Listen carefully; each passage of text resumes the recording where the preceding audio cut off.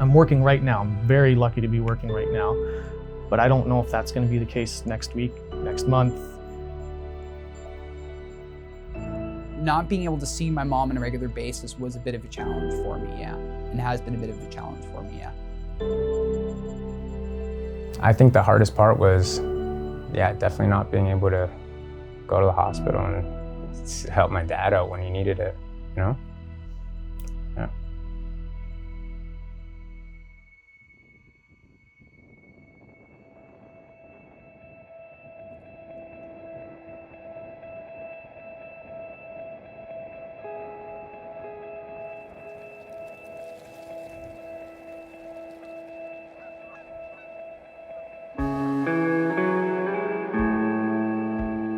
Yeah, so my name is Jake Malone. I am the general manager at door 55 here in Port Credit, 55 Port Credit, 55 Lakeshore Road. I also work across the street at El Jefe, 66 Lakeshore Road. I've only been here for about 5-6 months, so I'm relatively new to the area, but in the short period of time that I have been here, I've been here a lot. Pretty much 7 days a week, sun up to sundown until sun up again, sometimes, 5-6 o'clock in the morning. And I've really come to quickly love the area. It's got its own unique vibe that you don't find anywhere else in Mississauga, certainly, and even in all of the GTA, it's pretty unique. So I'm loving it. So I was born in Toronto, but I moved to Port Credit when I was 2. So I've lived here pretty much my entire life, mostly.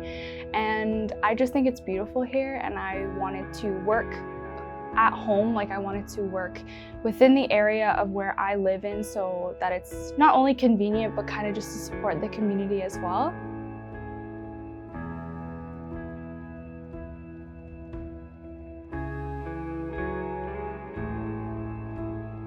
It started with the Port Credit local summer festivals.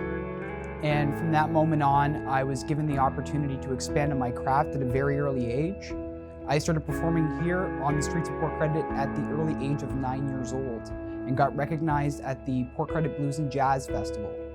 I ended up attracting, quite amazing audiences at that age, and I still am performing to this day. So, yeah. My name is John Montoya. I'm a barber. Right now it's kind of tough to be a barber, but technically I'm a barber. Right now I'm currently unemployed. And just at home living with my mom, taking care of her and doing my best. I essentially started barbering because I was taking care of my mom and dad, and then my dad got sick, so I started doing something for him. He wanted to see me do something like creative. Work life is like obvious with the shutdown of everything. It's kind of not giving me the momentum to continue barbering. You know what I mean? Like, obviously I'm going to continue it once everything goes back to normal, but with the shutdown and the pandemic, it got tricky with having to do temperature checks and stuff like that, and you're never sure if someone's sick or not, right? So it made it a little worrisome.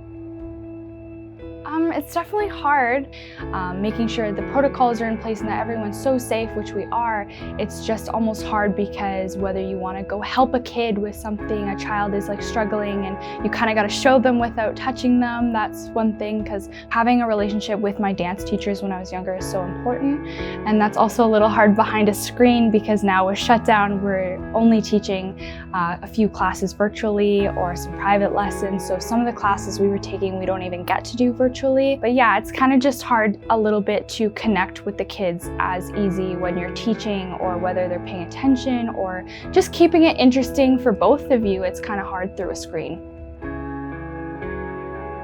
For my school, it's been completely online this entire year. So I've pretty much been teaching myself 6 full courses of college on top of that, while managing a 4.0 GPA to try to get it up and working. So it's hard. I'm sitting at my computer for hours on end. On a professional level, there's another round of relief coming out, but we don't know when. can we make it until it might come in? And it's honestly, it's a weekly discussion that we sit down and kind of have to go through the numbers and see, yeah, we lost money, but how much did we lose? How much is in the account? The pandemic made it a lot difficult to go see my dad when we had to go see him to the hospital. When we had to rush him to the hospital, he wasn't able to communicate with the people there, and we weren't allowed to go in there. So there was a lot of fights going on with like security and stuff like that. And he wasn't affected by COVID itself, but his cancer made it impossible to go and spend a day with him at the hospital. And like no one wants to be there by themselves, right? So he was obviously having some hard times there.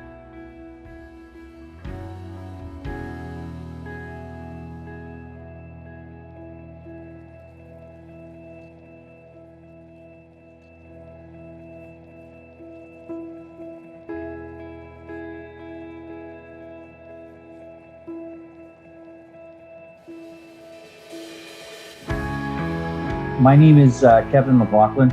I'm a head chef at the Crooked Q restaurant in Port Credit. I've been a head chef there for 20 years, and Port Credit's been my passion, and I've been there for my whole life. So I just want to tell my story and just educate people about how awesome Port Credit is. My name is John Nguyen, and I'm a musician. I've been doing that for about 20 years. Playing bars, the restaurants, whatever place. But Port Credit, I grew up in Mississauga, so Port Credit's it's a special place for me. With the lockdown going on, it was tough, man. It was tough, especially like with a lot of things that we do with skills and whatnot. It does involve, human interaction, which is so that so with the lockdown, it makes it very, very hard to even do anything else. I mean, like I would rather work than not work any day, but it's lockdown makes it really hard. Well, at least for someone in our business.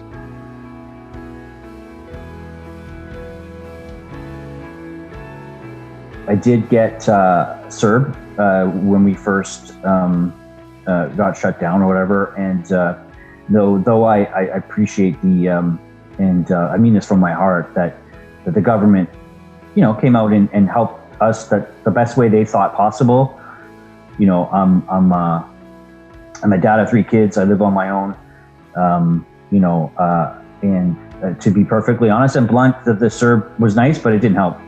It's right. It did help in a way, but my rent a month was more than what the CERB was. And I'll be perfectly honest. I was a couple of paychecks short of.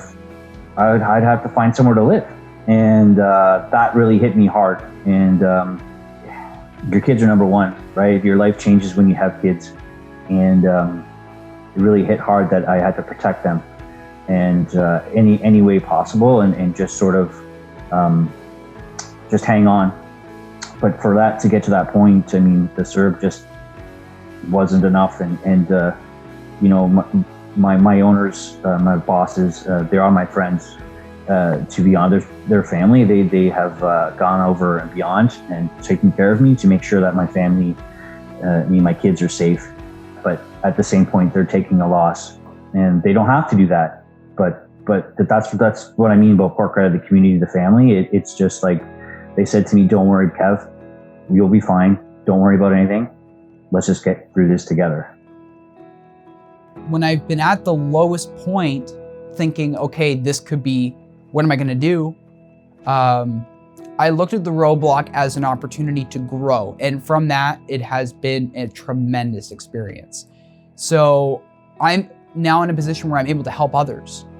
And that's been very uplifting for me. That's given me a lot of fulfillment. I think the most positive, like this year's been obviously brutal because of work and me having my dad pass away. But if there's anything positive that comes from it, I would say that it's, I don't know, I personally just go about like love, you know? Like if you love something, do it, be happy, treat everyone with love, and you know, life's gonna obviously be okay.